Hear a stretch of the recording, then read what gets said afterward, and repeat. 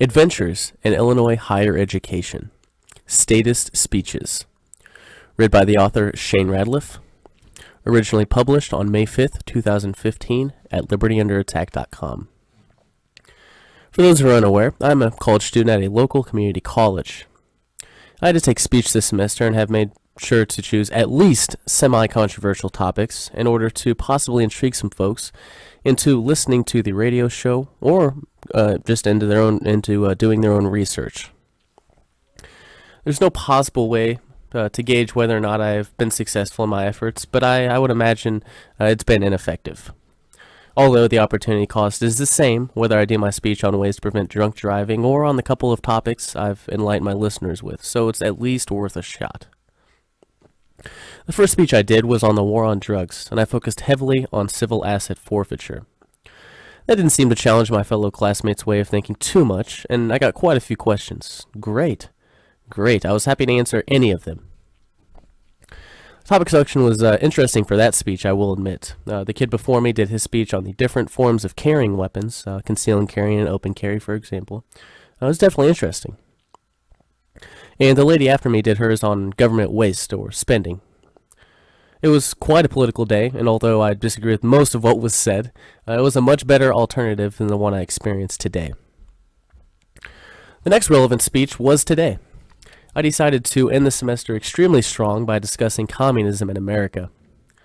I proceeded to explain to the class the Federal Reserve, the graduated income tax, government schools, the control of all means of communication and transportation, and the abolition of private property. Just some of the 10 planks of the Communist Manifesto.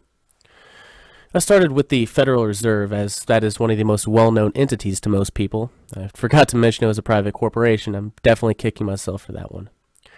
I explained the central banking aspect and relayed to them Lenin's words, which stated that 90% of communizing a country is done by setting up a central bank. I then followed it with Woodrow Wilson's quote in 1919. At that point, I certainly had their attention. Everyone was intrigued and was still attempting to understand, from what I could tell. That didn't last long, though. I proceeded on through the rest of my speech, and by the end, there were only a couple of people paying attention. One classmate that did his speech on fluoride, and has worn some political shirts. And the other one was an attractive female that sat near me. So at least there's that, I guess. I'm certain that about halfway through the speech, cognitive dissonance kicked in.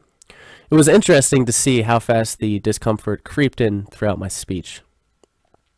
To define cognitive dissonance, I will use a few proposed by Dr. Gary Cole.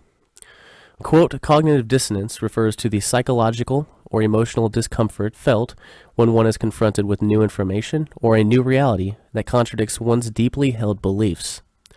It appears to be especially common among people who have been inundated with television commercials, repeated claims from a trusted talking head on TV or radio, end quote. The second definition, quote, when there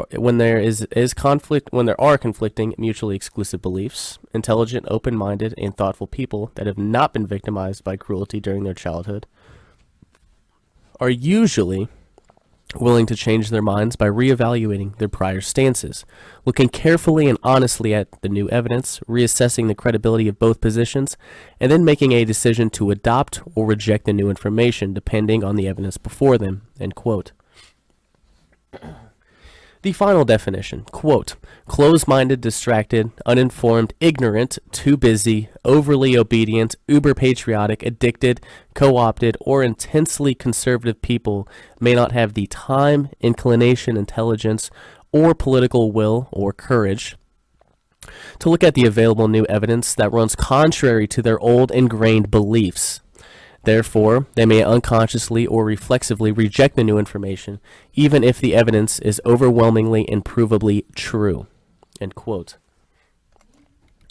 It's quite sad that when people are told the truth, some probably for the first time in their life, they literally just shut down. The speech I gave today contradicted the patriotism and freedom line that they have been indoctrinated into for their entire lives and showed them compelling evidence that we are not a democracy or a republic anymore. More importantly, we aren't free. The whole mindset of "It can't happen here" was probably floating around in some of their minds. It can happen here, and it has. It has been here for quite a long time. Your inability or unwillingness to accept it doesn't make it go away. It certainly doesn't. The speech following me was titled something along the lines of, quote, "The government isn't doing enough to prevent drunk driving." You can already tell this one's going to be a doozy. But as someone who is always willing to at least hear out the other side, I listened attentively. She began by going through some statistics of drunk driving and the state law in regards to it. Now is where the statism starts to bleed through. She proposed a government mandate to install breathalyzers on every single car. Then it would be impossible for anyone to drive drunk, because when the state intervenes, everything becomes all rainbows and unicorns. It brought to mind the whole one law away from utopia phrase that that we are so fond of. She did mention one of the cons as being punishment for everyone, which is certainly true. Whatever happened to freedom? When did freedom turn into government mandates on the entire populace? Well, it's been that way for a long time, but it's still just as infuriating. Even though this is unlikely to happen, it's still a dangerous mindset to have. Whether it's the forced installation of breathalyzers on every car or gun control, it's begging Daddy, the state, to come in and protect us. They hardly ever miss an opportunity to do that, as it creates more control every single time. I had a couple of questions that I didn't have the opportunity to ask her, quite honestly. I probably wouldn't have gotten a logical answer, so maybe it's best I didn't. A couple of these questions being, 1, can you name one instance of something getting better when the government gets involved? 2, wouldn't it be more effective to teach people personal responsibility and compassion than to coerce them into abiding by another government mandate? Today was an interesting day, but indeed infuriating. We saw another student fall victim to the communistic public schooling system that destroys all critical thinking. Although I am sympathetic to a certain extent, statism is dangerous and needs to be called out and destroyed. My experiences at this community college are going to be mild in relation to next spring. I will be at Illinois State University, one of the most liberal colleges in Illinois. I've gotten some good writing material from the community college. Stay tuned for my statist experiences at the university this upcoming year. You just heard Adventures in Illinois Higher Education, Statist Speeches, read by the author Shane Radliff.